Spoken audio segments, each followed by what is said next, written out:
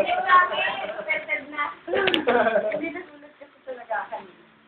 So, ano? Talaga ako iyakin.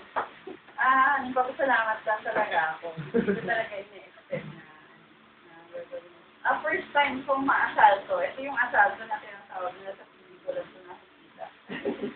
Hindi talaga ini-expect. Magaling talaga ang nakaisip nito. Ito yan. Papasalamat talaga ako.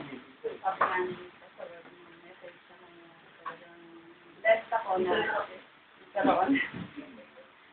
karoon ng mga kaibigan na katulad. Kilala niyo naman ako iyakin. Iyakin si Simon.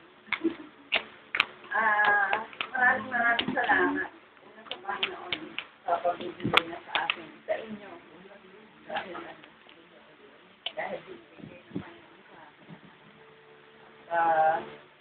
Salamat ako sa Panginoon na makilala talaga ako sa Kanya. Taga-partner.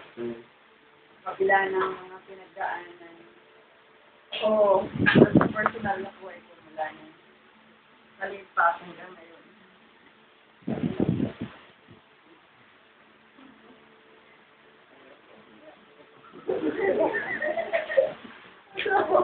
Gumanya.